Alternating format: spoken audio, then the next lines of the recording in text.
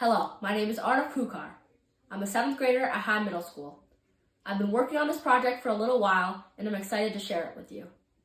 Thank you for the opportunity to let me present my work. So this project started one day when I was eating at a food court in the mall. I had just finished my food, but when I got up to throw out my trash, I realized the recycling bins had way too many different materials. There was paper, glass, metal, plastic. And while I did my best to throw out the right materials into the right bins, I probably got a lot of them wrong. This is when I had an idea.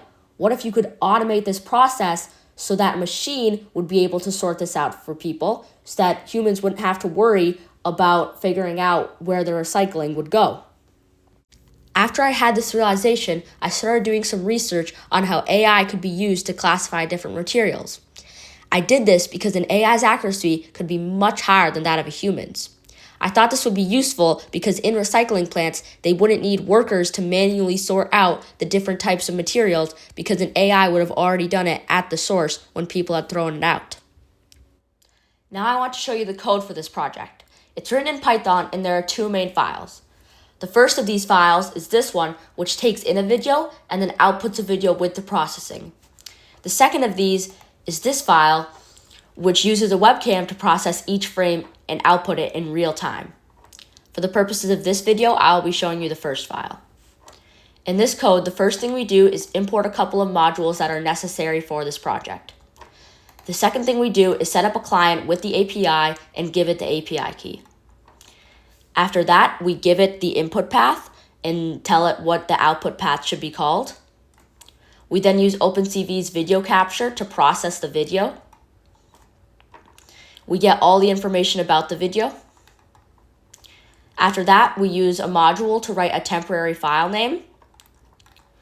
We then use our client to infer what the frame should look like with the processing. And then we remove the file name after we've done the processing. And you repeat this over and over again for every single frame in the video. To draw the boxes around the predictions, what we need is the X coordinate, the Y coordinate, the width, and the height. We do a couple of calculations with those, and then we're able to draw a box around our object. We write out the frame, and that's the code.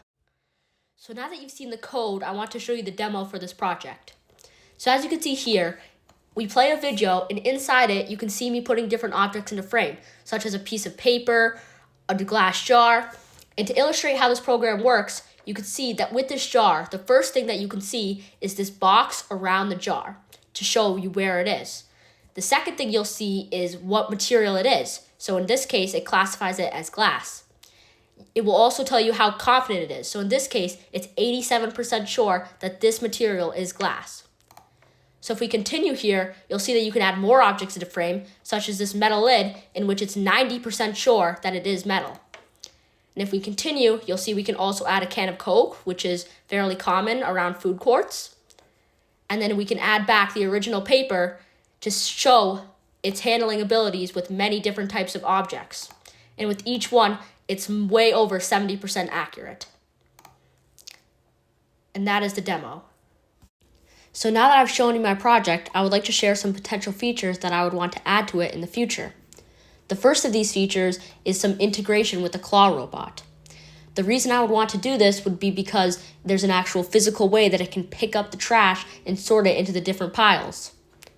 The second feature I would want to add would be some integration with a drone. I could attach a camera, put the software on it, and then the drone will be able to go around and pick up litter from the streets. The third feature I would like to add to it would be some higher accuracy. All I would need to do was just tweak the parameters a little bit, and this would already make a huge difference. This concludes my presentation. Thank you for your time and for listening to it. I look forward to any feedback from the esteemed judges.